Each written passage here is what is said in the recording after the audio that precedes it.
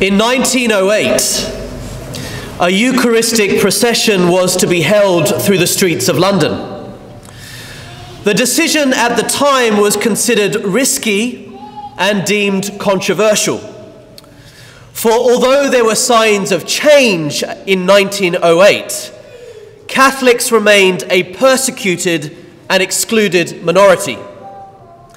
Of course, the reasons for this persecution and exclusion are historical. I'm sure many of you remember studying British history and the King Henry VIII, the medieval monarch, who infamously decided to make himself head of the Church of England, simply so that he could then have the authority to annul his first wife and marry another woman of his choosing. And hence the Anglican Church was founded, and Henry VIII would go on to marry 6 times, and the Church in England would officially break with the Church of Rome. Now, to ensure the loyalty of his subjects, individuals were asked to take the oath of supremacy, where the king asked them to profess loyalty to him and not to the Pope. Catholics who chose to remain faithful to the Church and refused to take the oath, both in order to defend Christ's teaching on marriage and on the papacy, well, those Catholics were bitterly persecuted and in many cases were executed. And so centuries later, 1908, when word got round that the Catholics were going to have a Eucharistic procession in London, the persecution and the exclusion returned in force. One political commentator wrote the following in a leading British newspaper: "It is impossible to deny that this assembly of princes of the Catholic Church and of the lesser members of their Roman hierarchy wears the appearance to us of a demonstration, and it challenges us and excites apprehension amongst those of us who belong to respectable quarters in British society." In response, Cardinal Vanutelli, who was visiting from Rome, told the newspapers that the intention for having that procession was exclusively religious. He said, to affirm with simplicity faith in the Eucharist, recalling the time when that faith was universal in England before the Reformation.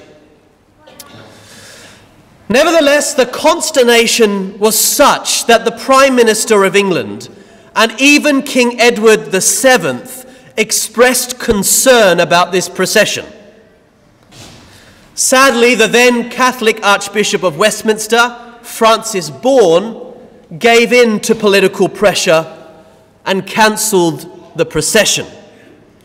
However, he said he would only cancel it if the Prime Minister saved him the humiliation and announced it himself that the procession was cancelled. In other words, the Archbishop wanted to save face to his people, that he wasn't responsible. Now, it's very easy for us to throw stones at leaders when we're not the ones making the decision. But at the very least, I hope we would pray that we would withstand such worldly pressure, particularly when it comes down to the right to practice our faith in public.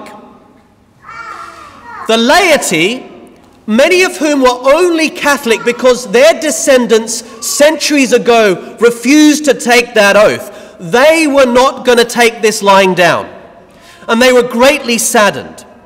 So thousands upon thousands of lay Catholics decided to walk the same route they would have walked, except the Blessed Sacrament was not there to lead them, until they arrived at Westminster Cathedral, where the bishop from upstairs gave the benediction. You should see the photos. It's an amazing sight. Thousands and thousands of Catholics. Now, after Mass today, in what I believe is the first time ever in this parish's history, we will process humbly with our Lord up Gymea Bay Road. The key phrase is with our Lord. For it goes to the heart of what we celebrate on the feast of Corpus Christi. We are not carrying bread.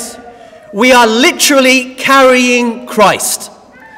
And if there is one thing above all else that I hope to achieve with God's grace by the time I leave Gaimea, it is to ensure that every parishioner and every student that goes through our sacramental program knows who the Eucharist is. Who, not what. Because when you and I receive Holy Communion, it is Christ's body, blood, soul, and divinity that we place on our tongue. That was the teaching of Jesus Christ himself. That has been the teaching of the church from the dawn of the church. And it is exactly what the martyrs throughout history have shed their blood to defend. To make this point explicit, the same Jesus who fed the 5,000 in today's gospel is the one who now feeds us, quite literally with himself, in the Eucharist. And that's why we call this the real presence. During our procession today, you and I will stand behind the real presence and quite literally bring our Lord to the community so that they can have a face-to-face encounter with God's real presence. In many ways, we can consider ourselves so blessed. There was no edict today from the Prime Minister or the Queen or the Archbishop to say you shouldn't do this. You shouldn't publicly witness your faith. And you can imagine how those English Catholics a century ago, how they would have dreamt to live in a society like ours, where they could be so unabashedly Catholic. And yet, ironically, the greatest threat to our faith today is our own fear, our own insecurities. And so our faith today becomes something so private that we rarely even talk about it. Something we're never inclined to profess in public because we're fearful of what others might say. But this is about the truth, and we should be proud to stand behind the truth. A time might come, in fact, it's probably well on the way, when we will no longer be so fortunate to walk in public with the Eucharist without persecution. When we will no longer be able to profess our faith publicly or stand up for the teachings of Jesus Christ without paying some heavy consequences. But that is why, for you and I, my friends, there is no better place we can stand today than behind our Lord's real presence.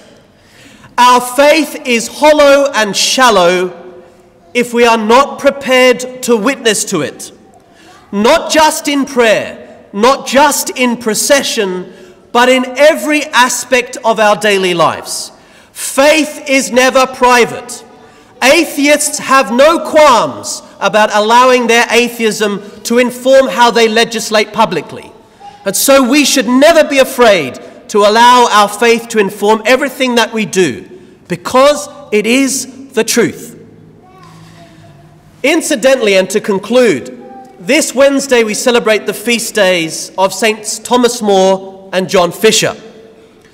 Thomas More was once King Henry VIII's closest confidant, his best friend, and Lord Chancellor of England. John Fisher was the Bishop of Rochester at the same time. Both these men had incredible intellects. Both were good friends to each other, and both refused to take that oath. They were executed in defense, not only for upholding the sanctity of marriage, but they died in the name of defending religious freedom. And they are heroes for us today. And in the lead up to his execution, Thomas More, that layman, received a letter from the king. And the king said to him, "At your execution, you shall not use many words," referring to the last words a prisoner traditionally recites. And indeed, Thomas More's last words were brief, culminating in this famous remark: "I die the King's good servant, but God's first." Today, my brothers and sisters, I ask you, as I ask myself, who really is King of my heart? Christ or the world? Stand behind me with Christ today as we process through these streets, and know that Christ himself will stand beside us when we die.